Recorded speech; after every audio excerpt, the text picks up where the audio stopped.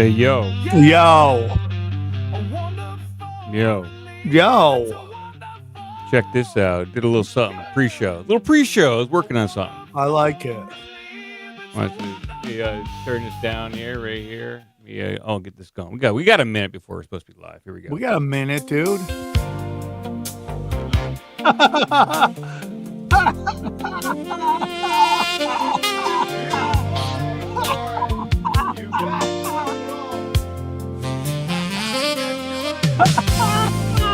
Staying awake to the world around you.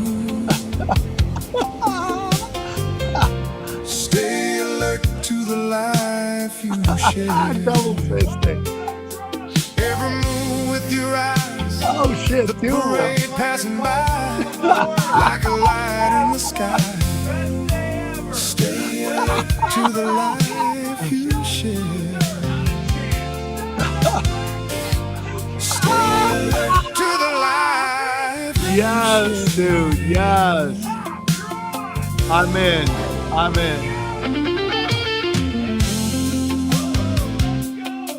be aware out there. Just a short one. Short little video. It's fire. Look at that. You're doing stunts? I love it, dude. I'm so fucking in right now. I'm like severely overweight. I must have drank a lot of beer. Dude, you're going hard to paint, bro.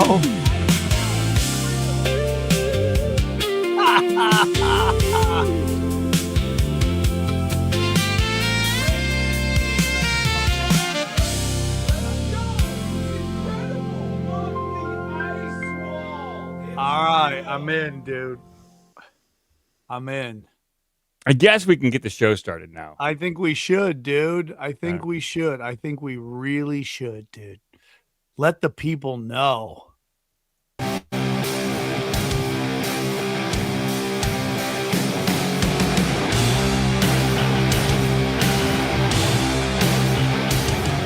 The strange, the bizarre, the funny, and the sad. In a world of algorithmic nightmares, these are the stories you find when you scroll too long. All the facts, all the absurdity, none of the fluff. This is Doomscrollin with your hosts, Sam Tripoli and Midnight Mike.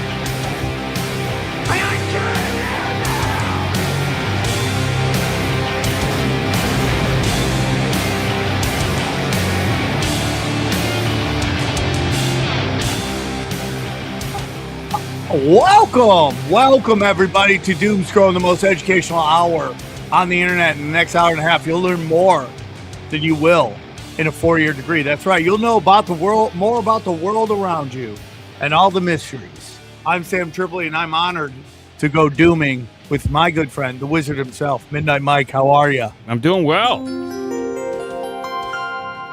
Dude, love that intro. That was pure fire. That was pure fire. Did they Fun. see it? Did we show it to them? Oh, yeah. That went out live to the people who are watching live. Maybe for the people like on Spotify, I'll put it at the end of the episode. So, Hey, man, we're just happy you guys are tuning in. You know, we know you can watch anything you want to watch, and we're in it. We didn't even get to see Zesty Sam. We're so quick into it. oh, no. Unbelievable. Look at Zesty Sam. I'm just living my best life. Amazing, dude. Thank you guys for tuning in. We love you all. If you guys aren't subscribed, please hit the subscribe button. And if you can, give us some hype. Hit the hype button. Yeah. Hype this show up. Let the people know. Everything good, buddy? Everything's going as good as I guess as it could be. I'm on call for work, so there's a potential, although be it probably low, that I might get paged for some security issue. But Right in the middle of the show. Yes, it's possible. Okay, if we It got a happens. short show, shit happens. Nah, I mean, Yeah. typically it's just somebody, I got to go tell them, hey, don't do that. And then I give them permission to do the thing they weren't supposed to do. So it'll Okay, take five I like minutes. that. That's a lot of power. Hey, that thing you shouldn't do it. And then they Yeah. do it, and then you blame them for it. And pretty much it's all basically related to AI, people using AI in the ways they're not supposed to use it. So You are the AI master. All right, guys, enough of the talk. Let's do. let's get this going. Here we go. We're going to get this on stage. Oh, look at the high scores right there. You don't even have to ask us anymore. High score. A new feature added. Here we go. We're going to get it going right now. Let's get over there. Come on. Where am I at? Oh, and biggin. Oh, I like that. Nice and big. Here we go.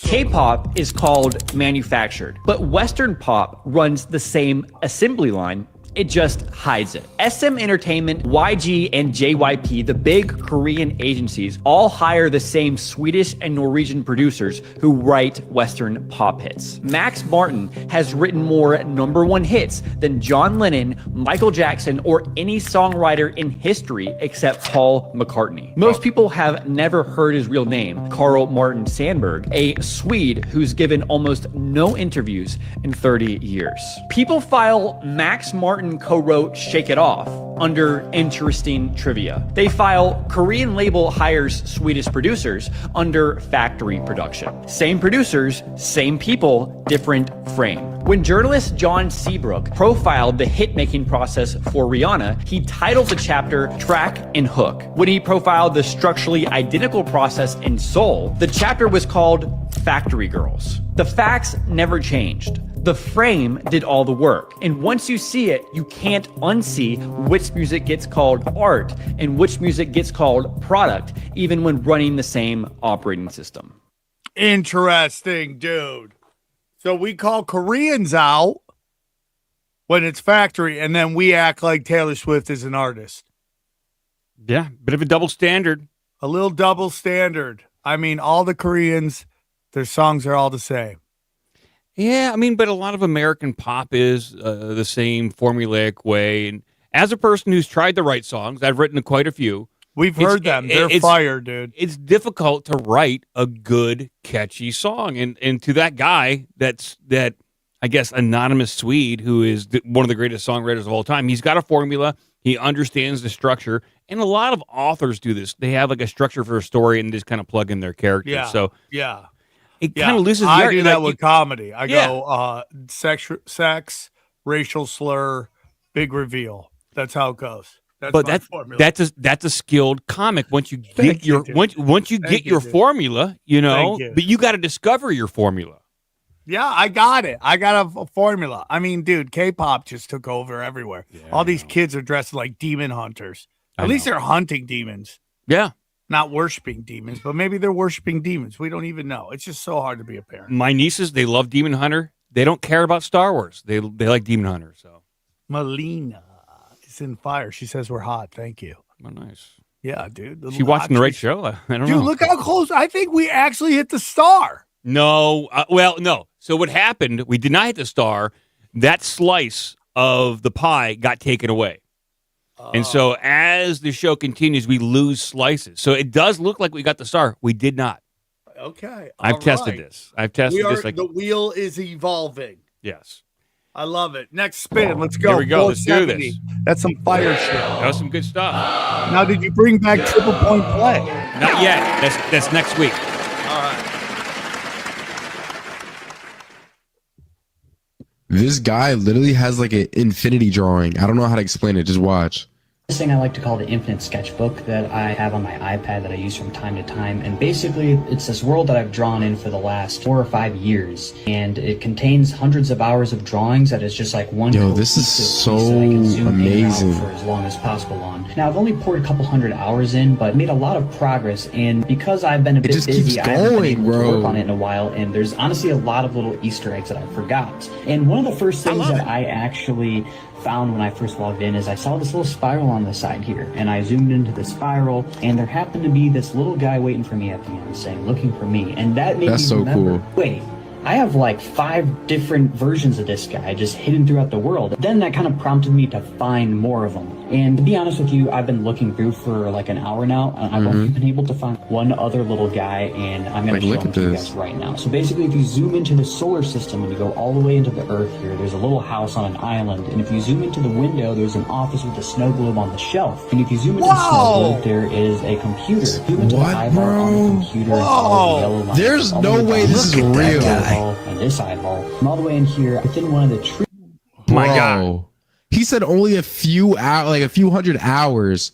There's no way, bro. Here, there's a little comic book shop. If you zoom into one of the other comic books that has me drawing, and zoom past into the picture frame on the wall, and then zoom past the high school version of me into the third eye, and then no zoom into this clock, way. and there's me again. This is insane! But you zoom into the head. I left this image, and this is one of the first digital drawings that I did. And if you go into this little spiral that's off to the side here, and you zoom in there you have it. You have another little guy that's welcoming you. That is crazy, dude. That's insane. That's crazy, dude. That is forever. And that guy is probably still a virgin. And there's chicks who are just like, nope, we're not gonna give you any of this. Cool art, but you don't get anything. You don't get any ass for infinity art. It's tough. Like you can't sell that. It's a really cool video if it's not like cleverly cut. But if it's one singular drawing, that guy probably should be locked up. You think so? Yeah, you think he's demented. Unabomber shit. You think he's demented. Fred? Yeah, he's got to go. I thought you would love that. I mean, that seems to be no, I do. Your crew. I like it because he is probably criminally insane. And some of the best artists are insane people. Yeah, you're looking at one of them. This guy that we just saw, he's not in a gallery. He's not getting accolades. He's not getting famous. So it's all going to come inward.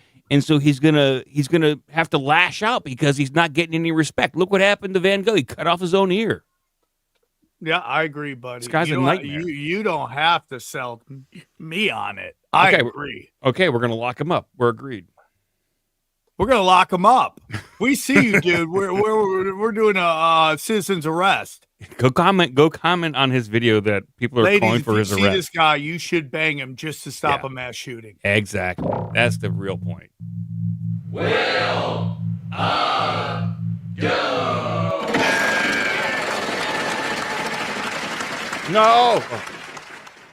They start hearing voices, entities talking to them. What I saw with these patients carrying on full-fledged conversations with these things, talking to them, arguing with them, conversing with them, carrying on coherent conversation with whatever these things were. There's different levels of them. So they have the soldiers that are down there tormenting people, and then they have echelon above that. So you're saying there's multiple entities? Yes. That's in their heads? Yes. They told him, they said, don't tell him anything. He already knows too much. Something gives these people the strength when they get pissed off. They get supernaturally strong. There is no God. I've prayed to God a million times and he's never helped me. So I started passing out the 23rd Psalm to schizophrenic patients on my ward. And I said, when the voices come, read this and tell me what happens. Every single one of them said the voices hated it. Close to 50,000 people themselves in the United States every year. Where did those thoughts to kill themselves come from? The voices told him he murdered somebody, and he was so messed up he didn't know whether he did or not. So he was in this dilemma. Like he went, should I go turn myself into the police? Well, if I turned myself into the police and I didn't murder anybody, they would lock me in a psych ward. If I did murder somebody, they'd lock me in prison. So what the voices were doing is every time they heard a siren, right away it'd be, there they come. They're looking for you. They're right around the corner. You better go hide somewhere. You have no right to interfere with our way of life. Boom. They're evil. They hate the human race. They especially hate kids. That was them. I said, them who? He said, the voices. I said, what in the blazes were they trying to do? They were trying to scare you off. What the hell is this thing?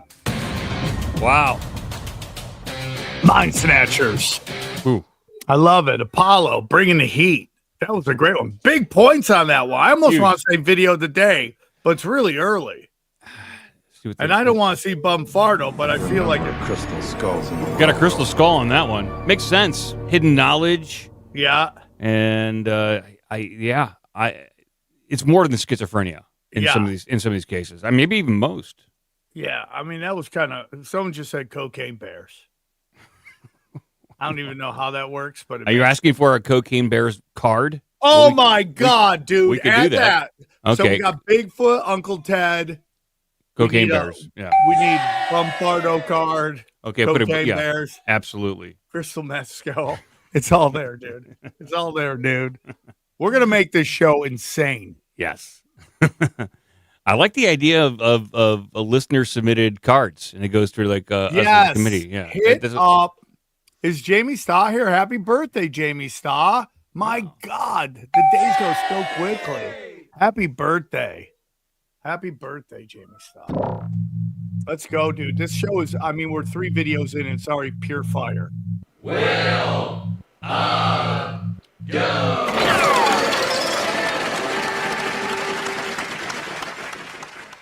You guys really want to know the truth about the hantavirus cruise situation? Yes. I told Jake, the actor from the cruise line, that if he did not come forward with this information, I will do it for him. So here's the information that they are hiding from you guys. So Oceanwide Expeditions, the cruise that this supposed virus outbreak started on, is owned by Bolster Investments, or at least partially owned. Now, Bolster Investments owns Partinzo Group, a medical service company, right? They provide medical services to people. Not only that, they had a 72% stake in Medicine, which is a compounding pharmacy, meaning the company that they primarily owned could make crazy medications. They had the ability to pretty much make any medicine they want. Now, keep in mind, this is all the same company that sponsors Jake for his video. But that's not even the kicker. It's not even the biggest part about this. Haggerty Consulting, which is where his sister works, is built to help with medical emergencies, mass medical emergencies that affect the public in huge groups. Now, on Haggerty's main website, what's really scary is it mentions they help with mass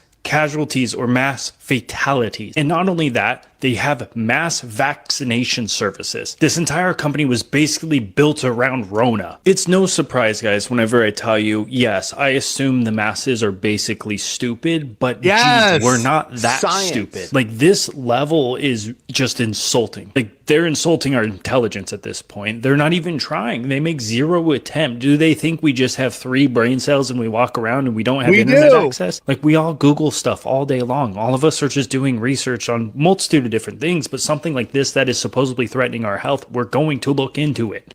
Let me ask you attacks on me, quite frankly, are attacks on science. Yes. Thank you, Dr. Fauci. Listen, wow, that was a lot of points. We did. We got a lot of points. We're up to almost a 20. I mean, 2,600. So deep. I love this new wheel. Listen, dude, what if they're setting us up with like, oh, look how dumb this is, and then something crazy comes? It feels like there's a psyop for everyone, whether it's UFO disclosure that will work on some people, and the people who don't fall for that one maybe will be the hantavirus. And if that doesn't fall for like get everyone, it's like there's so many different things. But I do agree. You think that correct me if I'm wrong, that people are going to call BS, but there really is going to be something. I'm not saying that's what I believe. I've had people say that kind of freak out going, what if this is the real one? Now, I don't believe in viruses. So there could be some kind of mass casualty, not false flag, but actually high impact event. Well, something funky is definitely going on. It's being promoted. I think 1,000 articles came out within the span of 48 hours, all trying to hype this thing up. Something is going on, but we got to remember Trump is the bioweapon president. It happened before. It could happen again. So, listen, I did tweet it last night, late night. Dude, you can say whatever you want about Trump. And there's a lot to say, but man, we know he's just pulled the curtain back on everything, and it could be because he's so bad. But like we know, I mean, people are so awake to how stupid everything is, how fake and gay everything is. Right? We got a lot of milk. A lot of milk. We got a lot. He pulled the curtain back on Big Dairy, and so how much milk we got? 100%, dude. He pulled it back on Big Dairy, dude, for sure, dude. I mean, there's so much. There's like all culture is manufactured by the intelligence agency. All protests are astroturfed. Yep. Big pharmaceuticals full of shit. Mm-hmm. The military isn't what we thought it was. Iran doesn't have nukes. All your civil rights was bullshit. UFOs, like, dude. I mean, they put out a tree ornament. Like, look at this. It's aliens. It's a tree ornament. Your kids can hang it on the. Like, what are you trying to sell merch like Disney? Like, what are we doing here? Not a bad idea. It's not a bad idea. No. Buy your first cryptid for the family. Let's see what kind of card we got. Do we get a card on that one? Oh, internet worm on that one. Okay. Interesting. Yeah, there is a worm out there. It's getting in our skulls. Like, you remember that Star Trek where the thing crawled in his head? Oh my God, the earwig. Yeah. Yeah, the earwig. That's what we're talking about. Oh, Sulu. Sulu.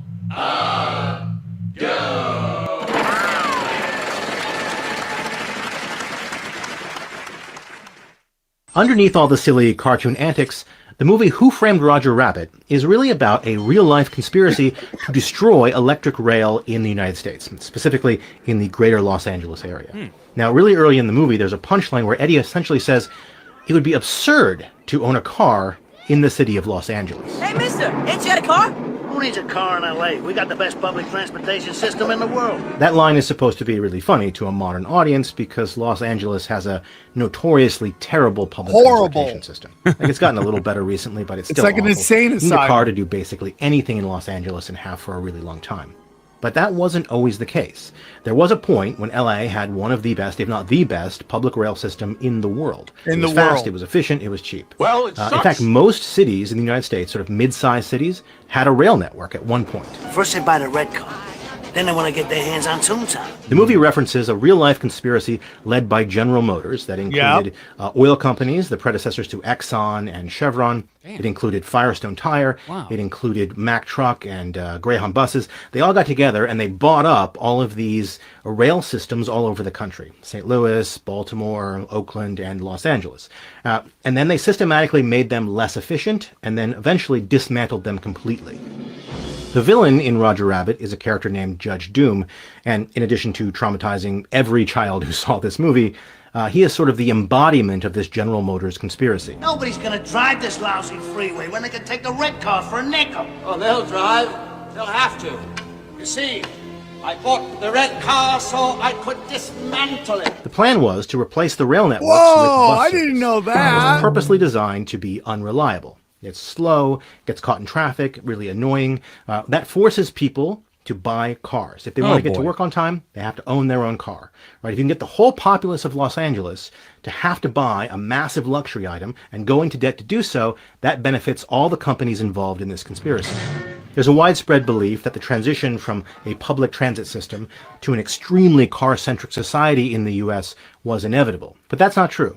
It was purposely destroyed. It was purposely defunded. The thing about public transit is that it needs public investment on the local level, on the state level, and on the federal level. But all of that began shifting into highways, partially because of the highway lobby, which General Motors was also involved in. In the movie, Judge Doom is going to destroy Toontown to make way for a massive highway expansion. But in real life, those highway expansions often went through Black and Latino neighborhoods. So making way for the 101 and other highways, it razed those communities to the ground. But in Who Framed Roger Rabbit, there are no people of color in the movie at all. The writers were clearly trying to comment on that racist history of Los Angeles. But in using cartoons as metaphors, they sort of ended up erasing it, which is more than a little ironic. That is video of the day. God, I love it. Yeah, that was a fire video. Here we go. Bombardo! Video is number one! Great job, guys. No! Stop staring at me, dude. Stop staring at me. Listen, dude. They did this. My brother, I remember when I was back home upstate, my brother was talking about how there were these black neighborhoods that were flourishing. And then they built a highway system that basically put the exits away from the black neighborhoods, and all the business went to shit. Yeah. I talk about I remember watching that movie at the theaters when I was growing up, and I haven't seen it probably since then. How many different levels of meaning are in that movie? Like these things you just don't pick up on because you're a kid and you're looking at the cartoons. Yeah, you don't even know. Yeah. Now it was a really good movie. Now I want to go back and watch it. I want to go watch it with new eyes. Yeah, I want new eyes. Yeah. So Bumfardo will look at them and not try to dominate me. Nice sweater puppies. Okay, that's what girls call their tits now. Sweater puppies. Got computer security on that one. Interesting. It is interesting. Yeah, I see here. Summoned by Los Angeles Rail Network engineered downfall before the car. The Oracle marks this as a direct clue. So, okay. Now here's a fun fact for you, buddy. Do you know where all that rail system went that they ripped out? Did they send it to China? Nope. Mexico City, dude. Really? That's where all it is, dude. All that shit's in Mexico City. So Mexico City has a rail system for their populace? Yep. That seems a little unfair. Of course it is. The people who run this country hate us. Oh, I forgot. Yeah, never forget. Never forget. Will go.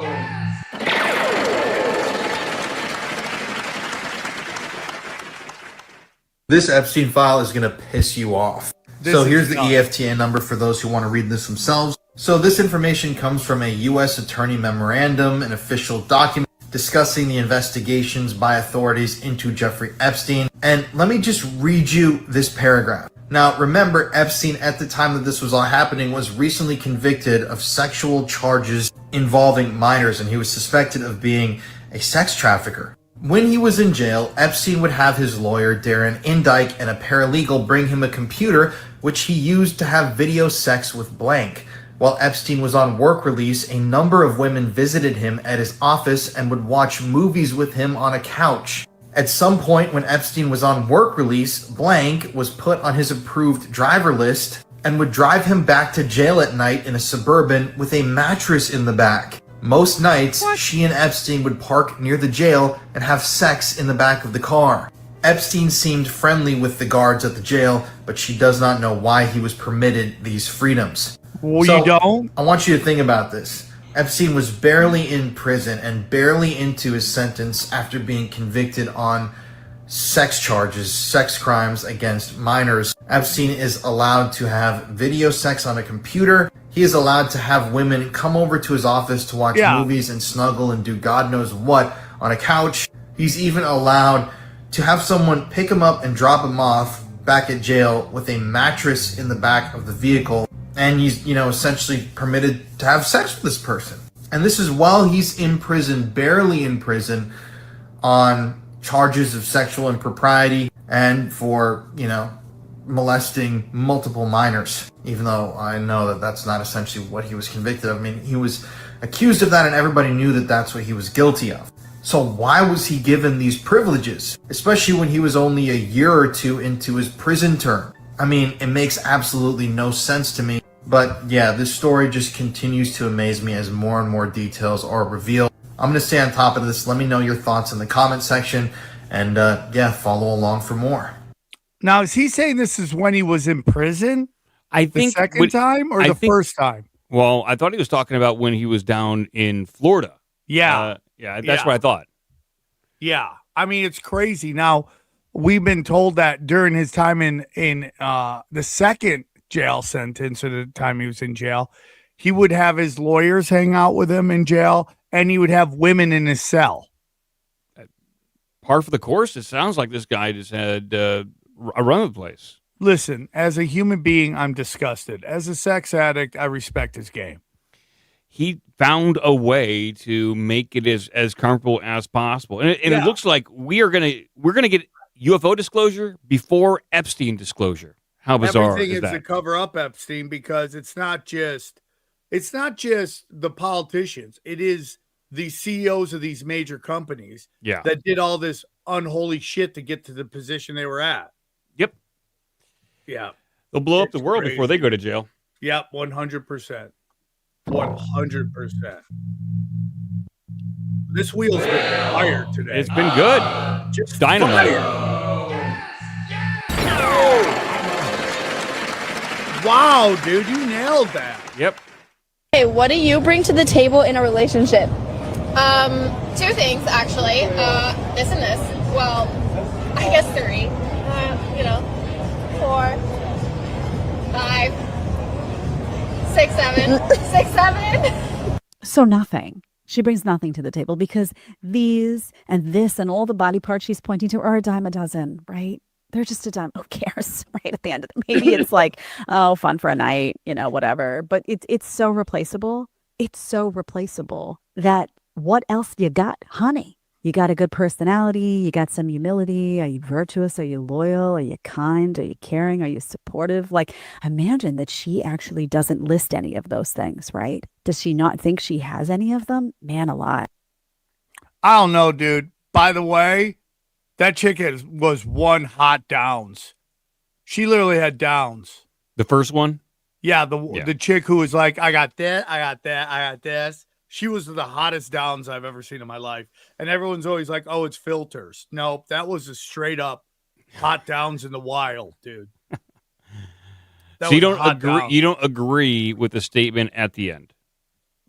Well, I mean, like, everything physical just disappears. I mean, like, you can be dating the hottest person ever. At some point, the longer the relationship, they just become a person. Yeah. You know what I'm saying? Like, the physical just becomes so normal to you that now you're down to, can I have a conversation with this person? And here's the thing, and there's some people here, okay, that maybe are in an early relationship. Like, you don't understand people that are in long relationships. They don't care. Like, they allow war crimes basically to happen in relationships because they just don't care. It's like, okay, let's just keep going. Like, new relationships always like end up going off the rails because some stupid little thing happens and it's the big world at that point, and they just blow up a relationship that probably would have been great if they didn't get mad at some little dumb thing.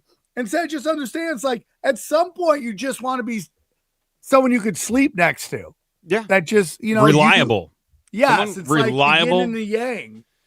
Someone reliable and you can talk to. Yes. Attractiveness. I think it does help. Initially, I'm sure there's attraction always at the beginning of every relationship. There should be in some way, I guess. But you do want to have a conversation eventually. And to that young woman, they did qualify it. Yes. What do you bring to a relationship? And she doesn't bring anything other than the physical, which will be good enough for a lot of guys for about 3 months. Yeah. And then it's like, are you interesting? Like, behind every great man or every powerful man, there's a great woman. Like, are you that great woman? Are you that great man? That's what you got to bring. No. Right. Exactly. No. You're only going to be excited about being with a hot downs for so long. Yeah. It's going to wear off. And you're like, do I have to put your bike helmet on again? Once your Instagram likes start going down, you'll find another place to. Yeah, 100%, dude. Look all at right. this. Here Oh we go. my God. We have 4,600. Here we go. We are so blessed. This show is flying. There hasn't been a bad video yet. All dynamite. Will go. You don't know me, but I know you. Holy fuck, chat. This encyclopedia from 1958 proves that they found a dome. Watch this. Okay, you guys remember how I showed you the maps that were here on Earth before 1958, before the governments took them out? And I'm going to show you the Encyclopedia Britannicas in the public libraries before 1958. Here's volume 2 out of the alphabet A. And we're going to flip to the Antarctica, and this is from 1958, as you can see. Now, we're going to flip to the Antarctica and see what the Encyclopedia Britannica from 1958, before the Antarctic Treaty, says is there. Now, you won't find this in the new encyclopedias because the government's banned them. But what I want you to notice right here is, notice how it says the flights proved inland areas to be featureless in character with a dome 13,000 feet high at about latitude 80 degrees south, longitude 90 degrees east. Take a really, really close look at that. Now I'm going to zoom it in for you. When they returned to New Zealand, these flights proved the inland areas to be featureless in character with a dome 13,000 feet high at about latitude 80 degrees south, longitude 90 degrees east. Now, if this doesn't make sense to you, let me show you with an image of what a flat earth map would look like. Now, this is what latitude 80 degrees south would look like on a flat earth map. As you can see, the dome comes down closer to you over the wall, which will be about 13,000 feet. Now, if you go back out into the center of the earth, or up the North Pole, and try to go up to the firmament with a little bit of calculation that's going to show that it's about 385,500 feet away. It's really, really simple, folks. Now, if you're not familiar with any of this at all, and you're just now new to all this, you could say, well, this guy's crazy. He doesn't know what he's talking about. But what you got to ask yourself is, why do all the maps before 1958 show a flat Earth with the ice wall around it and a firmament, a dome? And why does the encyclopedia tell you that there's a dome there and it gives you the exact height at a certain latitude and longitude? Well, the reason is because in 1958, that's when all governments and all nations of the world signed the UN treaty to ban all civilians from going to the Antarctica, and NASA came in and erased everything, just like they're erasing everything today. So again, ask yourself, if all this existed before 1958, why doesn't it exist now? How come it all of a sudden was erased and just disappeared out of your history books, out of your encyclopedias, out of your libraries? Wake up, people. Wake up. Yeah, dude. Yeah, dude. By the way, she had a chin on her. I don't know if you saw that. It was a power chin. Let me go back and see. I want to evaluate. Look at that. That's a chin, dude. That thing has a... She's got an interesting structure. I like the face. I do. I think she's hot. I'm Yeah. just saying she's got a chin on her. Yeah. I'm sorry. I didn't mean to be. I think it's hot. Can I just say chins are hot? Can I say Yes, that? of course. Hey, yes, of course. So let me tell you my theory. Midnight. I think we live in an energy field, a vortex, that is a flat line that looks like a fucking circle, a planet. Energy vortex that looks like a planet. A flat plane with Okay. an energy vortex that goes around it to give the illusion of a planet. It's a pretty good And illusion. That might be every single planet from the outside. Looks every single planet in the universe looks like a planet. It could be just a flat Earth energy vortex.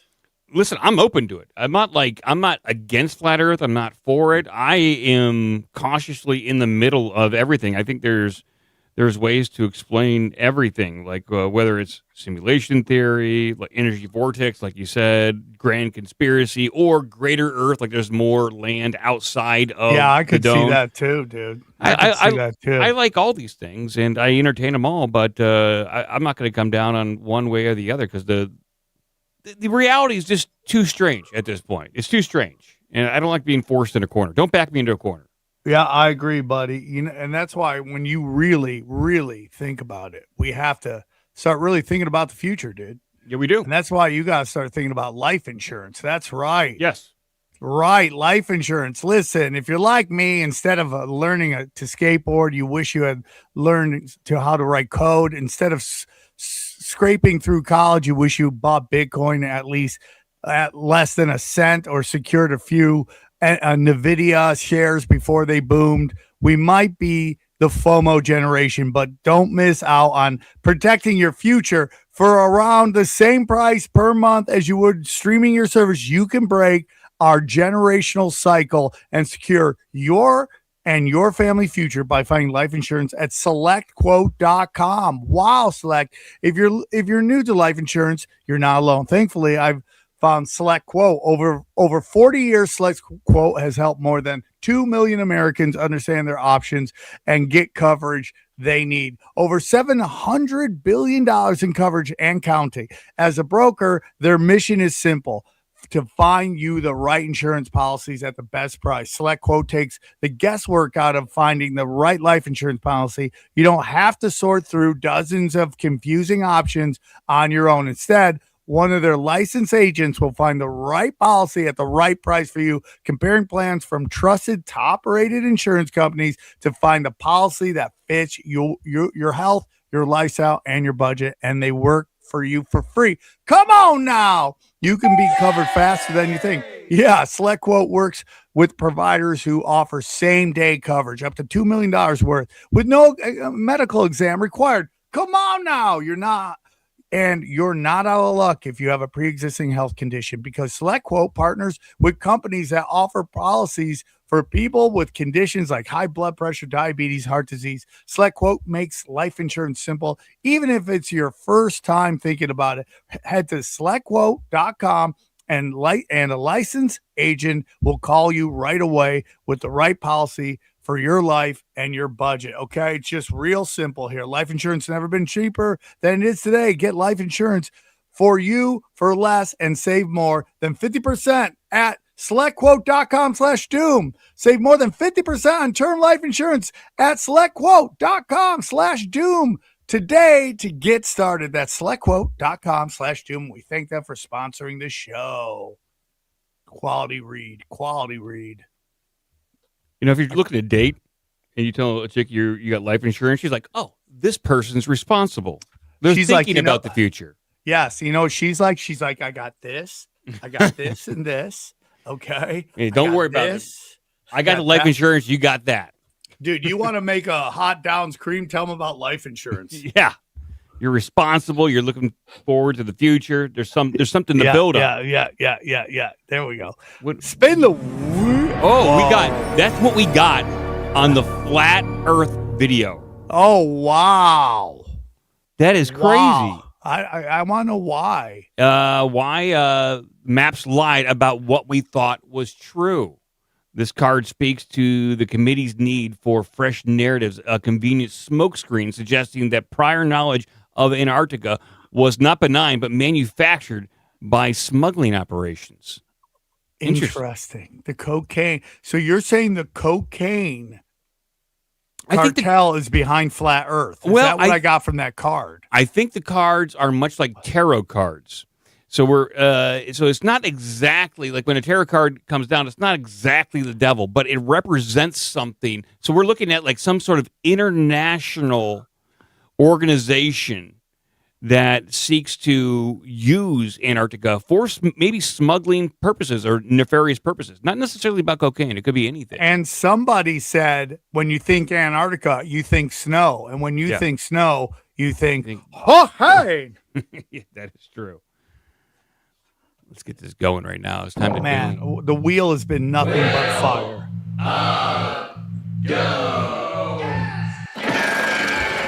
No, we're not still trying to get to Walmart. We left Walmart a while ago. Last time, we learned that 9/11 inspired Gerard Way to create the band My Chemical Romance, which inspired the woman Stephanie Meyer to write the book Twilight. Whoa. But it goes so much deeper than that. Twilight blows up. 12-year-old girls everywhere are losing their mind. And that is when one woman, E.L. James, wonders, is there something like this that could make middle-aged women lose their minds? Oh, wow. Bam! She starts writing Twilight fanfiction. Basically under the premise of, what if Edward and Bella were older and way freakier? This fanfiction goes so well, she gets a publishing deal. Couple name changes, a little removal of overt Twilight references, and 50 Shades of Grey is born. Right. Who do they decide to cast as this new cultural phenomenon? Dakota Johnson. She's quirky, she's funny, she's got great bangs. The internet falls head over heels in love. So she gets invited to the one, the only, Ellen DeGeneres show. Now, Ellen was known for basically humiliating her guests for entertainment, but she was so cute and funny and kind, everyone liked it. She had finally met her match. She pretends that she wasn't invited to Dakota Johnson's party. But does Dakota Johnson play along? No. She whips out the infamous line. Actually, no, that's not the truth, Ellen. You were invited. The internet loved Ellen being put in her place so much that employees started speaking out. Everyone had a story on how Ellen was not that nice at all. And that, my young friend, is how 9/11 led to the downfall of Ellen DeGeneres. That is now you an may be insane wondering, video. what does this have to do with the movie Cars? I want to know what this has to do with that banana. If I have a banana. Everyone needs a prop, dude. You're right. Right? It's phallic. Everyone's like, she's holding your dong. And she's pointing it at you. I mean, I want to do video of the day, but I don't want to get molested by Bumfardo. That's a fair assessment. I get that. That was an all-time great video. 9/11 brought down Ellen DeGeneres. So did you also know that Ellen would buy a dog and then keep it for a few days, a few weeks, maybe a few months, and then give up the dog? And she did this over and over again and confessed to it. I think the last time was like one of her shows on 2008. And she was a habitual dog getter, but not a dog keeper. Her. Yeah, she just gave she's him up. Garbage. And then she tried to do a special where she's like, nobody's perfect. You're like, you're the meanest person ever. No one's perfect. Yeah, you're just sacrificing children to Moloch. Yeah. And they're like, dude, a friend of mine was like, never trust an adult that dances with children. I think that's a good lesson. People should write that down. Never trust a grown up you see loves dancing with kids. Get out of here. It's creepy. Power lesbian.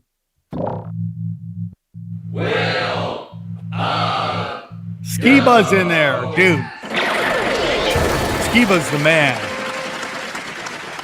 Skiba. The curse of the Power Rangers. There's a list of people who have put on the Power Ranger costume, and things have gone horribly, horribly wrong. The Red Ranger costume was doomed from the start. That was my favorite. This one is absolutely wild. He left the Power Rangers and started like dog training. Got hired by a lady to come take care of the shelter. Wasn't doing his job. She sent her brother over to go talk with him. The Red Ranger guy kills her brother with a sword. What? Back to his roots. Full on, like in his head, I am a Power Ranger. The Green Power Ranger, remember him with the gold? And his brother, Eric Frank, did 5 episodes as well. After that, ended up ending his own life. Pui, the original yellow Power Ranger, she's driving around, gets in a wreck. Her friend gets ejected through the triangle window. She gets paralyzed from the neck down for the rest of her life. Pui, the yellow Power Ranger, crazy, dies. man. The curse continues. Zordon, he died of a heart aneurysm at age 43. Oh my Out of nowhere, the guy that played the Green Power Ranger, he ends up ending his own life. God, That's People weird. love the Power Rangers, but behind it, just darkness, dude. I still love them. Well, yeah, you still love them, but it's a cursed show. It's a cursed project. It is a cursed project. Yeah. I did not know that. You know who had no problems? White Ranger with his white power. Once again, white power reigns supreme. It was white privilege to not die on set. Yeah, dude. Well, look at that. Check your white privilege. You're still alive. Wow. Dude, that was crazy, dude. That was a little tidbit of culture. I never knew about that either. What a great show. Ninjas and Butterflies. Ninjas and Butterflies are the best. And they need to get credit for changing the way people put out clips of their show. All that editing, they came up with that. Yeah, I believe it. I mean, that's what we do on Tim Fall. I'm like, we got to do that too. We do it. Rip these guys off. They're doing very well. Hey, dude, spread the love, dude. Yeah. They are pushers of culture. Yeah, they are. They're very important. That was a great one, dude. Fantastic. Congratulations to White Power Ranger on winning the 100. For some reason, they gave us the UFO card on that one. Not sure why. Okay. Not sure why. They summoned Power Rangers, the worst transformer ever. The transcript speaks of a group of people who all put on the Power Ranger costume, and things have gone horribly wrong. I don't know why that happens on the UFO card, but maybe they're I don't either, dude. Equating the UFO card with something horribly wrong. It's possible. Is it demons? I don't know. We'll have to consider Why that. is that skull even in the wheel, dude? It's just mocking me. It makes eye contact with me. It has to keep us on our toes. Guys, is today's show the greatest show or the greatest show ever? Greatest episode or greatest show ever? Have you ever wondered what Willy Wonka meant when he said, The snozberries taste like snozberries. Well, the answer is a lot weirder than I expected and definitely not safe for a kid's movie. It's dick. Snozberries taste like dick. And before you type out that angry comment, I should tell you that answer came from Roald Dahl himself. You see, Dahl was a fan of inventing nonsensical words and phrases. Whether he was creating fantastic creatures like Wang Doodles or conjuring up new kinds of magic with the Troggle Thumpers. But these terms weren't exclusive to his children's books. 15 years after writing Charlie, he penned an adult novel called My Uncle Oswald, where the lead character comes up with a get-rich-quick scheme that involves his lady accomplice seducing European celebrities and then selling the used condoms to women who want to give birth to a famous person's kid. Fired plot. What in the actual... And there's a point where this classy dame explains how she puts the rubber on him. I grabbed hold of his schnozzberry and hung on to it like grim death and gave it a twist or two to make him hold still. Grab his dick and twist it! First off, ouch. Secondly, what the f***, rolled? What's next? Was James's giant peach a metaphor for a swollen testicle? Balls. Dude, another video of the day. It's just so good. Like so many. That was fire. Bombardo! Video is number one! Great job. Look at that face. We need multiple videos of the day. I cannot take those stairs. I'll introduce that next week. We have multiple videos of the day, so it rotates. Somebody's bricked up. Somebody is bricked up. Where is this? So ask me. Well, someone just asked me, can we explain the rules of the show? There are no rules. Okay? There are no rules. It is just survive and advance.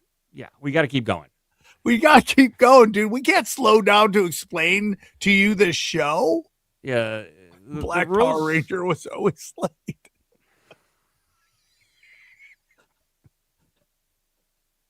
Guys, you guys are witnessing history. Nothing but bangers, dude. Not but bangers. I'm bricked up about it, dude. Pretty good. I'm sitting here hard. Whoa.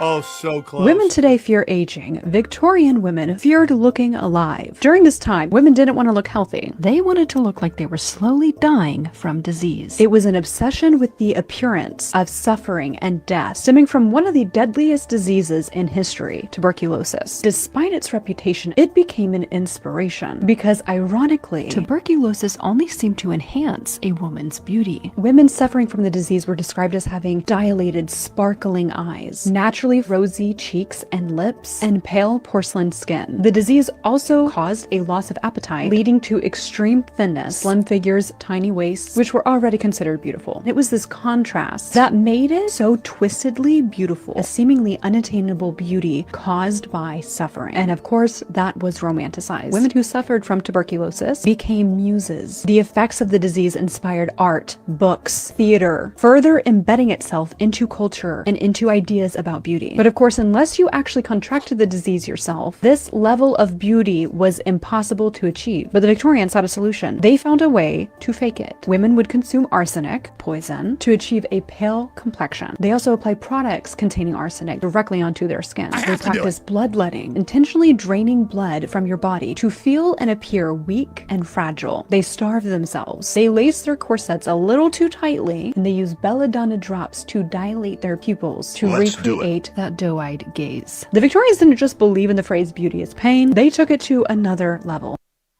Deathmaxing. And that is completely maxing to the max. And now South Koreans emulate that now. Yeah, you're totally right, dude. I'm sorry to cut you off, but that chick was so hot. Let's take a look. So hot. You think that face is hot, right? Oh yeah. You like that face? Okay, Yeah. we caught her on a bad but still it's frame. still so hot. I mean, And look at that listen, face. Look at that face, guys. Listen to me, okay? It's like, and people go, "Oh, those women were crazy." Look at women today; they're taking that Ozempic with Golly Monster poison in it. I mean, dude, it's the same thing. Ladies, stop trying so hard. It's really simple. We're knuckle draggers. We don't need that much. Yeah, I would too, totally. But then you have guys doing the looks max and stuff, like taking drugs and working out most of their life to try to maximize their gains, and they wind up in a hospital sometimes. We're so out of whack, bro. Like, guys are trying to look gay and women are trying to look like skeletons. is bizarre. Men love a fat ass, ladies. Stop trying to impress other women. Start impressing men. That would help. It's unbelievable. Nobody wants a bag of bones. As my good friend they do Claude not. Stewart said, no one wants a bag of deer antlers.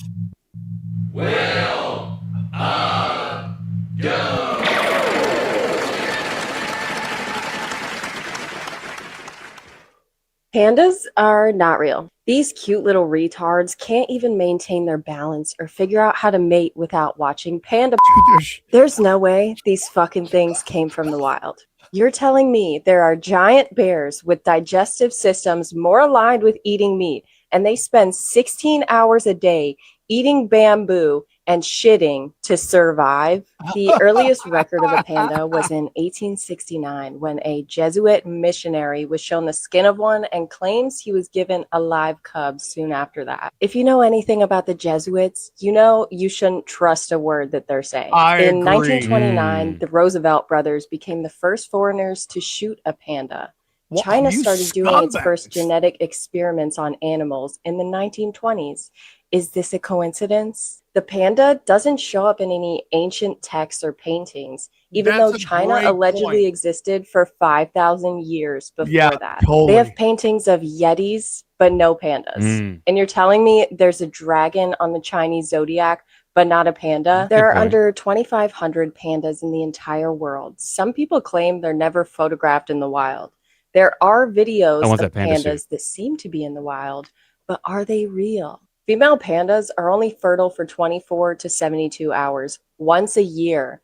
There's no way these things wouldn't go extinct in the wild. In 1983, a Chinese farmer claims he accidentally snared a panda when trying to trap other animals. In order to hide the evidence, he chopped it up and stir-fried it. He said the meat was so disgusting, it was inedible. And that's saying something, because the Chinese will really eat almost any meat and make it taste good. I like it. Maybe You're it's so because true. there's This some chick kind of is fire. abomination created in a lab. And did you know that China uses pandas as a diplomatic tool? They loan pandas out for millions of dollars, but only to countries they're on good terms with. Pretty crafty. If the country they've loaned it to does something that the Chinese government doesn't like, Yoink. they revoke panda access. So what are they really? People in bear costumes, animatronics, or maybe a hybrid of other animals created in a lab, specifically bred to be adorable and stupid. Let me know your thoughts below. I like the idea. Yeah, you want me to believe a psyop just to have a hot chick tell me it? Yeah, I'm on board. Just have a hot chick tell me it, and I'll be like, I'm in. I'll be telling all my neighbors pandas are fake. They're Someone invented said in a lab. Yeah, someone says she bleaches her armpits. I would be so pissed. If you bleach your armpits, I need that stank, bro. I need that stank. Listen, if you love me, and I know, Oh, we got Bigfoot card on that one. Holy wow. moly! So get set. Makes sense. Get set. Okay, that makes sense. The wheel is on fire there. It's had a few weird ones, guys. If you love our show, and I know you do, you gotta check out one of the greatest podcasts ever created. And that's Our Big Dumb Mouth. That's right. Get on that mailing list. Find out all the great shit going on, okay? Go to ourbigdumbmouths.com and check it out. Check it out, dude. So, yeah, it's like this week, I'm doing, like every week of May, I'm doing Monster May. So tomorrow, I'll be talking about religious Bigfoot or Mormon Bigfoot. I like that, dude. You're talking about the things I like to hear. Have any doomers come and found your show? Oh, of course. Yes. That's Very what we happy. got. Very happy Join to the have Piss Army. Join the Piss Army, dude. Yeah. And if you like me, and I hope you do, okay, go to samtripoli.com. Check out my dates. This Monday, I am doing a live show at the Comedy Store, running my special in a small room. Then I'm shooting my special. I think it's Friday night. Then Costa Mesa, Albuquerque, 1,000 episode, Joke World, Lawerence, Kansas. I just added Miami, everybody. I got to get the dates up. I'll get you that. So if you're in Florida, come get weird. And then also, guys, check out my special, my new special. Sam Tripoli, everybody. That's right, dude. Heroes. It's fun for you. It's fun for me. Go check it out. It's at youtube.com/Sam Tripoli Comedy. Then finally, World War Debate. We should have big news, hopefully within the next week. Go check it out. And everything is cooking with gas. So love you guys. Check it out. Got a lot of videos for Sam's Corner. So we got about another 15 minutes, and then we'll get into Sam's Corner. Real quick, I have to ask you, did you watch that Kevin Hart Funny AF on Netflix? Yes, my friend won it. Oh, really? That was you know that guy? Ron Taylor is one of my favorite people. He's very funny dude. I had to follow him one time. He's hard to follow. He's a great writer. Yeah, I was just wondering if you checked it out, if you had maybe any inside knowledge about, was it like curated, like heavily curated, like the winner, like they knew kind of Ron was going to do it, or was it all legit voting? I don't know the inner workings, the guts, but Ron is super funny. There's a bunch of funny people on there. Oh, yeah. I will say this to you. Very rarely are reality shows reality. Oh, man. But they got a good one because he's a great comic. I had a bunch of young comics from the Comedy Store. They're all killers. They were great. Any of them could have won it. They're all fucking funny, dude. But it was like some guys got put in weird positions, had to survive to advance, and it was just, but it was the guy who won is a fucking killer comic and deserved all of it. I enjoyed the show. I enjoyed watching it. They were all funny comedians. It was interesting to see a few of the earlier episodes, like where people were bombing. It's got to be a tremendous amount of pressure, but the top 8, the top 10 comics they were all really funny. So someone just asked me, I normally don't show comments, but people wanted to know what I thought about the Kevin Hart roast. I didn't see the Kevin Hart roast. It's getting a lot of attention. Yeah, the Kevin Hart roast. Yeah, I don't know. Send me a link. Well, it was the Kevin Hart roast, Oh, yeah. I thought it was great. People are crying about racism. It's like, it's a roast. Anything goes. Shane Gillis went hard. Kat Gillis, went hard. Tony they all go Went hard. hard. They all went hard. It's like people doing jokes about dads dying in 9/11. You're crying about one woman threatened. And Cheryl Underwood is an absolute savage. Like, she's been murdering rooms for 30 years, dude. She's like one of those underground comics that just kills. Mm-hmm. She's been killing for fucking years, dude. But they were making fun of her husband, Oh, yeah. Yeah. And then she's threatening to murder people if they say the F word. It's like, how we doing, dude? Let him cry. Yeah. So stop crying. Yeah. It was a great show. Let him cry. When I hear progressives cry about political correctness, I just know that they're crying because they lost a culture war. Pretty much. Here we go. Oh, so close. Oh. This family was so deep undercover that their children didn't know they were Russian until they touched down and were greeted by Vladimir Putin. The Dulcevs had lived in the capital of Slovenia since 2017, pretending to be an Argentinian couple. They each ran their own companies, their kids went to an international school, and they lived a quiet life in a good neighborhood, according to Slovenian media. That is until police broke into their house and exposed them as Russian sleeper agents, meaning agents who don't start spying right away. They'll focus on building a life in the said country, waiting to be called up, which could be years down the track. They really committed to the bit. I mean, Vladimir Putin greeted them in Spanish because the children didn't know Russian, and naturally they had no idea who he was until the plane ride over. The couple spent around 20 months in detention while their kids were put into foster care and continued with school. Meanwhile, talks were underway for one of the most complex prisoner swaps in history. The trade involved 24 prisoners, including 16 moving from Russia to the West and 8 prisoners held in the West being sent back to Russia. A hitman convicted of murder in a Berlin park was among the Russians freed, and on the other side it was prisoners including high-profile journalists and Russian dissidents. Wow. Damn, dude. I didn't know Putin spoke Spanish. That guy can speak multiple languages. Un poquito. I mean, I'm sure he knows he knows so much, dude. Yeah. We had a woman on say that Putin is the banker that hides all the Rothschild money. I can see that. I can see that. You don't stay in power that long unless you're hiding a lot of bodies and money. Yeah, exactly, dude. It's all, it's a bunch of oligarchies help oligarchies. Here we go. 15 minutes. We might. It's possible to get past the 13,400. It's gonna be real hard. We have to hit that tight. star. That's the only hope we have. Here we go. We're gonna Focus on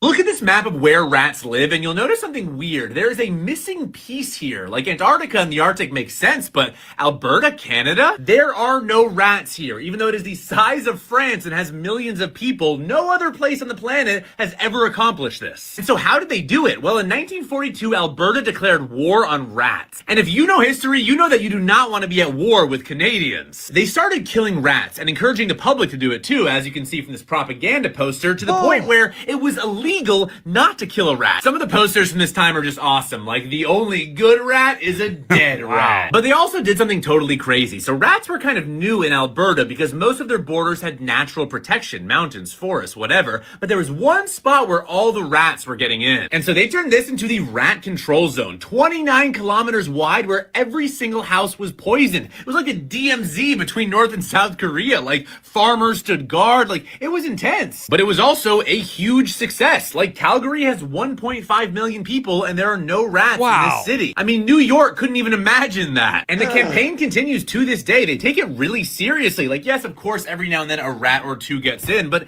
they kill it so fast they may as well be eradicated. And I think it's just a cool lesson. Like, even if you don't agree with their methods, it's kind of amazing that, like, there are so many problems we take for granted, but even things that seem impossible, we can solve with enough effort. This is great.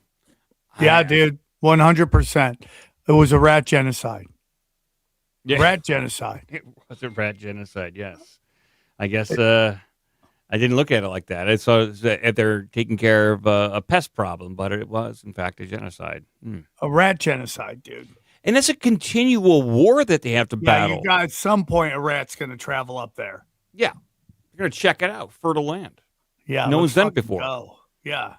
I hate rats. They'll do it just to tell a story to their family. I've been there. I agree, dude. I agree. Here we go. Let's do this. Come on. Raticide. Will. Do.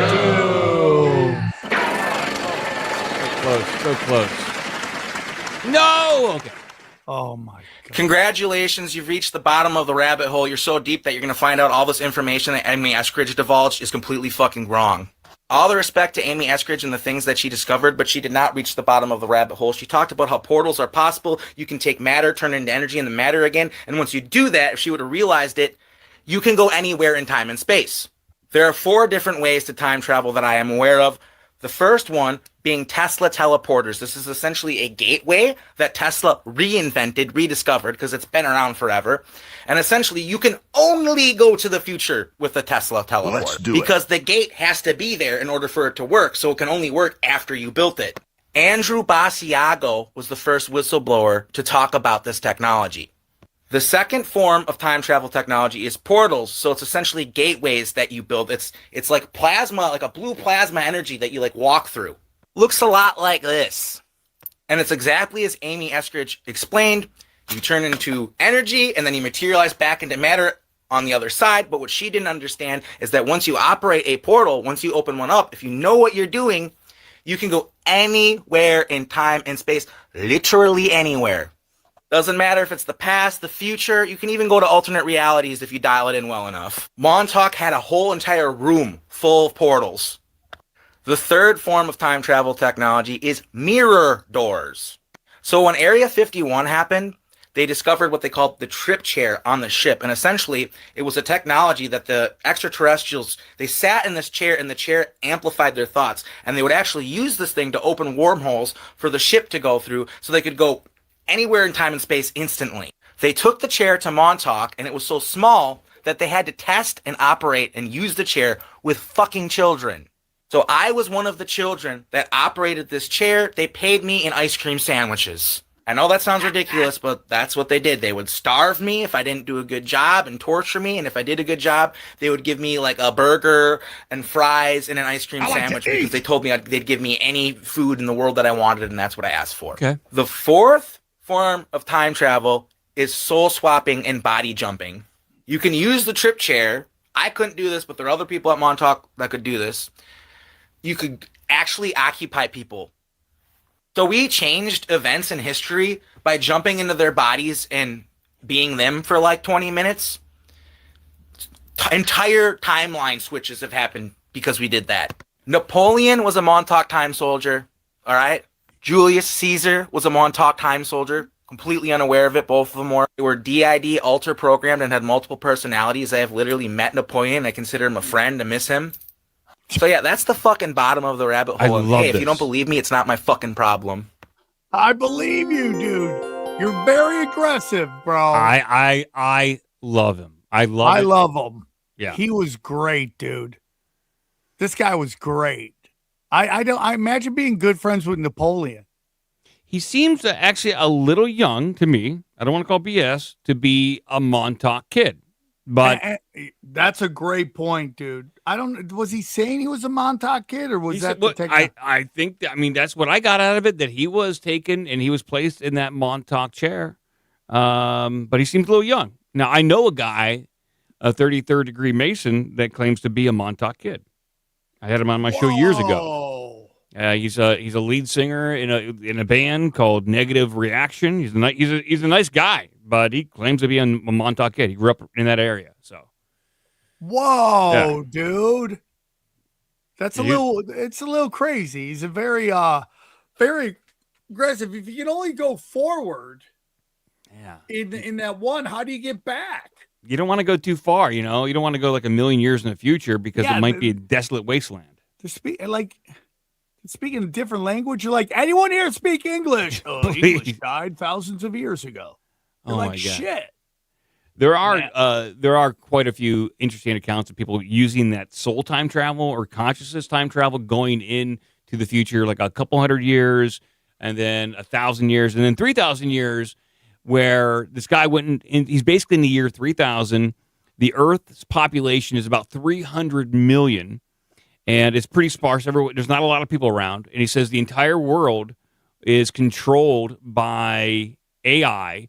And there's only a handful of engineers that keep the AI running. But he says overall, very peaceful. There's enough resources for everyone. But somehow they got down to 300 million people. They did it. It's crazy. Let's watch one more, and then we'll go to Sam's Corner, dude. That was a great video. Nothing but bangers today. Nothing but bangers. Dynamite show.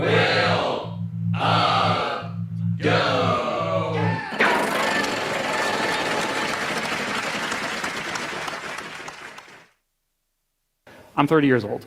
Not one of my friends has children. Zero. No one. No one's having kids. Do you know how hard you need to abuse a mammal to make them not have children? Like for real. Let's step here back a moment, right? Never thought of it that way. Yeah, look, GDP goes up. People have have enough food, and whatever. No one's having kids, and this is across the world. This is across both the West, the East, everywhere it's happening. So there's a thing that happens, especially with even younger than me. Like the kids are like 18 today. There's a huge problem where they don't dance. No one dances. They go to clubs and they don't dance. Why is this? Because you get recorded. Yeah. If you're an 18-year-old kid, you go to a club, you get recorded. If you approach a girl and you mess it up, you get recorded. Everything is the panopticon now. So if you had to ask me why, my answer is technology.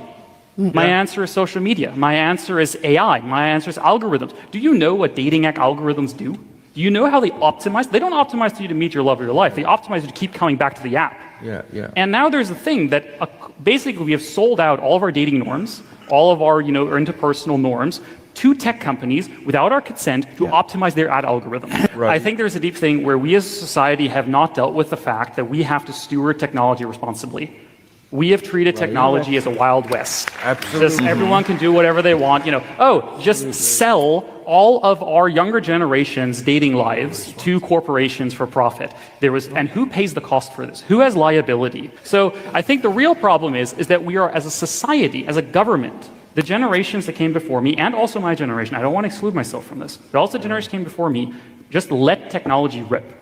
The promise was, if you let technology rip, if you let internet rip, there will be democracy and freedom and happiness and economic growth. And where is that? And I think my generation is noticing that broken promise. Damn, there's a lot going on. Go on. Sorry. I think he's spot on. I think he's spot on. There's a lot of other variables in there, but I think he's nailed it core as it relates to himself, and it's hard to argue. Yeah, there's a lot of people in the comment section saying people can afford it. You don't understand. There's something called baby magic, and the universe rewards you for kids. They just do. They just reward you for children, and it's the way it works out. But you've been so traumatized that you think, like, the problem with youth is you think it's going to last forever, and it just doesn't. Yeah. And eventually your world gets small, and it's just like some people can, move to a farm in Ohio and live a great life. But a lot of people stay in a small town, a big city, and then the phone stops ringing. And you start getting miserable because your phone's not ringing because everyone's life has gotten smaller. And it's just like baby magic, dude. I'm telling you, baby magic, dude.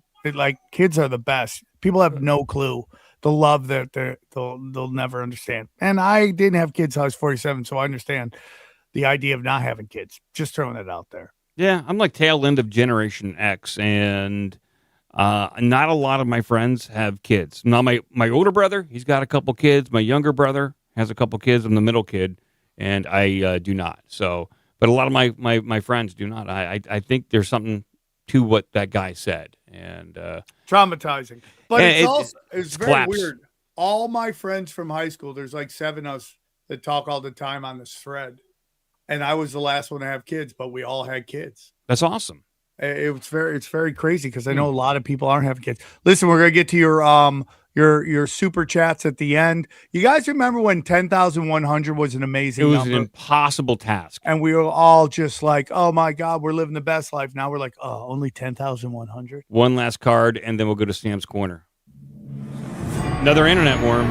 Another internet worm. Real quick, Yep, this is convincing people. We got look the theme internet worm today, so be careful. We got 4 internet worms today, so be careful. You gotta watch yourself, guys. Someone's going to try to control your mind out there if it hasn't already. But they really are, dude. They really are. All right, let's go, Sam.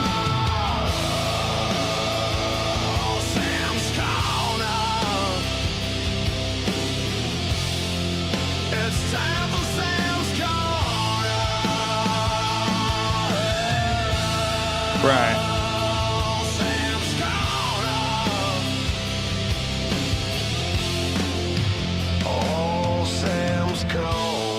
We need to find this out. All right, here we go. Let's have a good time with this. Let's start off with this fun one. Here we go. This episode of Tweaker Geographic, researchers are absolutely ashamed in this wild specimen. I mean, come on. This is exactly why we have things like COVID. We are witnessing a new pandemic being created in real time, thanks to the freaky pigeon feeder. Oh my God. Oh my God. I don't get that. I don't get it.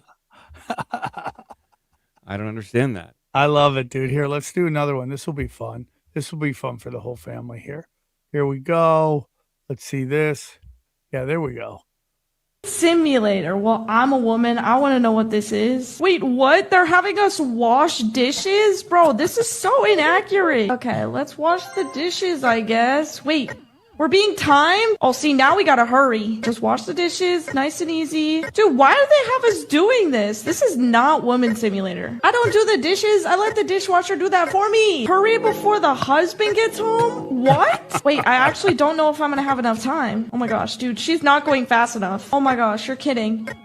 You're kidding. No, I'm not gonna have enough time. No! That's a very bad girl. I failed!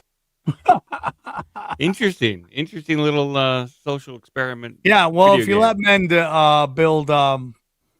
men build the video games, that's what's gonna happen. This one's for the ladies. Here you go. There you go. Can your vagina be too wet? 100%. And here's how.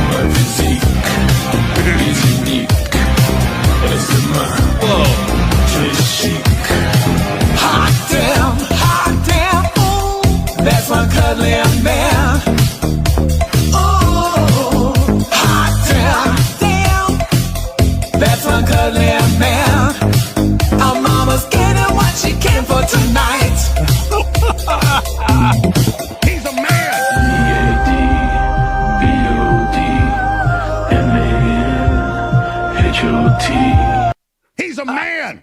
That's a man right there. That is. He's a man. This might be one of the greatest videos we've ever seen in our life. At the end of the year, I may show this one. Here we go. Dog. The horse has gas. Oh, that happens.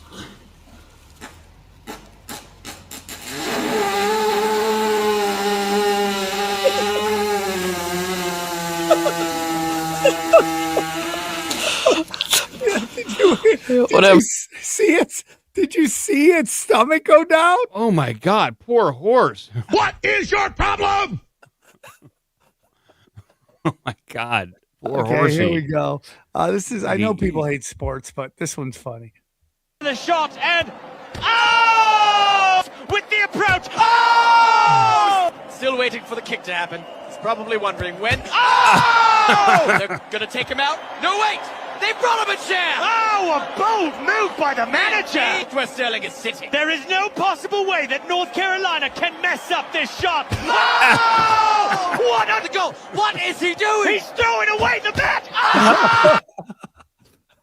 Dynamite. Great soccer humor, you know. I gotta love it. Got to love it. Let's see what else we got here. Hold on. Okay, here we go. This is here we go. Dumb fuck needs to hear this, but if the options are comply or be shot in the face, we're not living in a free country. That's right, you heard her. Make the pie and get in a hot place. No, bro, I'm pretty sure that she said you could either fly or be shot into outer space. No, Jesus, she said you have to fly to keep up the pace. Y'all are deaf. She said Bill Nye disappeared without a trace. Nah, bros, you're all wrong. She definitely said if you could either fly or you could win in a race, then we're living in free outer space. Got it. Why does no one listen to what I have to say? Watch the video again. Tell me what I said in the comments. I'm just gonna leave it on the screen for a couple seconds, just so we can chi-chis. Fat chi-chis, dude. Just monster chi-chis. Let me see what else we got. No, that's not perfect for right now. Oh, this is gonna be fun. Here we go. The f are you? Is that my grandson? Grandma Debbie, bake me some cookies. How are you? Hey, Grandma, I think I have like a little problem, you know. What's your problem, grandson? I can't control my thing. Like, it just keeps going up. Well, how old are you? I'm 23, Grandma. Did you hear about Grandpa? What happened? He's no longer with us anymore, but he goes everywhere with me now. He's in my pocket. That's how you gonna demonstrate Grandpa Larry legacy? Yeah! You have a dildo to remember Grandpa Larry? How dare you? I asked him to clone it before they took him, so they did. Tell me when to stop. Stop, Grandma. Remember this card. Okay, I got you. You got it? Got it, Grandma. Perfect. I'm gonna go bake you a batch of cookies. Damn, I didn't know Grandma had a bakery. Look at that thing. Wow, I bet she bakes some good cookies. Give me some milk. Say hi to Grandma. I don't know what this is.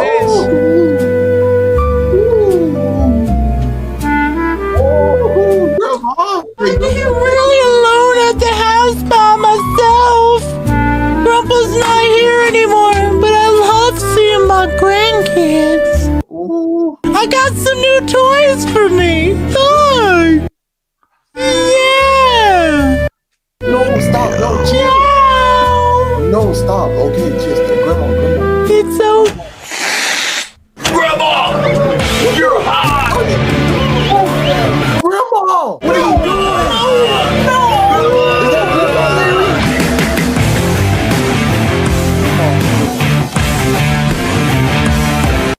What the?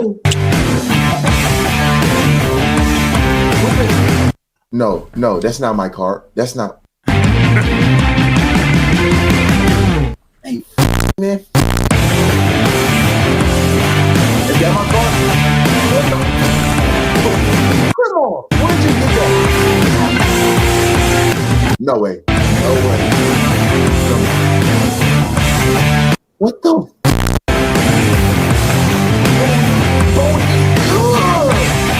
got on that diaper? No, you're incorrect. What? Yeah, you thought you was a magician. You're not a magician. No, I'm scared of you, Grandma. I'm scared. But if you enjoyed my show, would you do me a big favor and give her a kiss?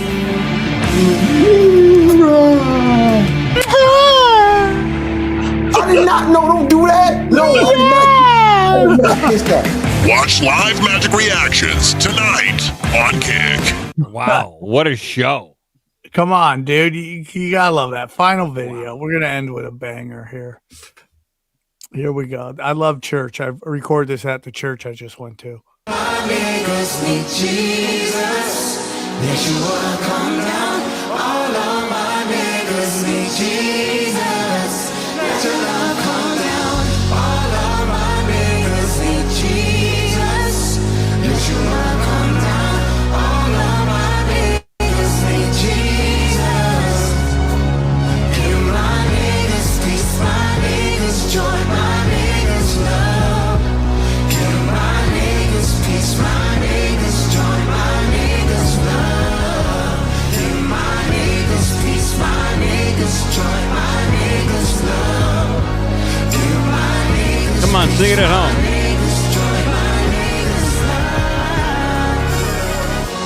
all of my niggas need Jesus. Yeshua, come down. All of my niggas need Jesus.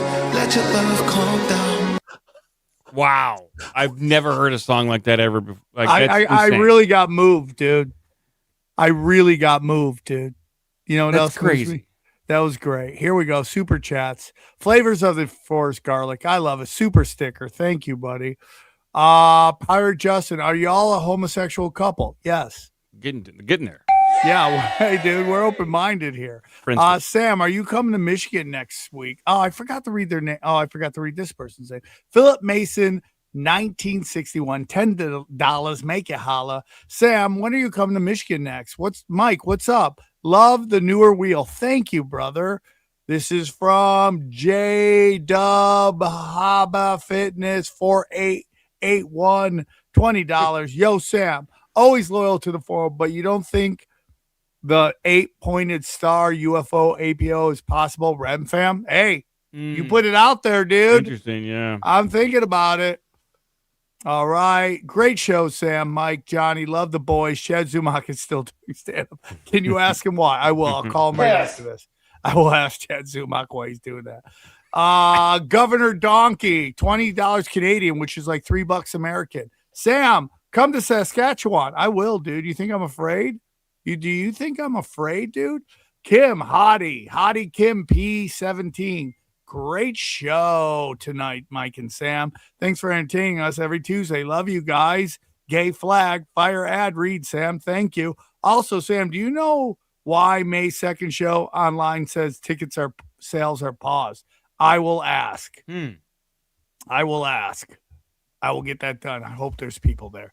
I'm going to Sam. This is from C Prove 571.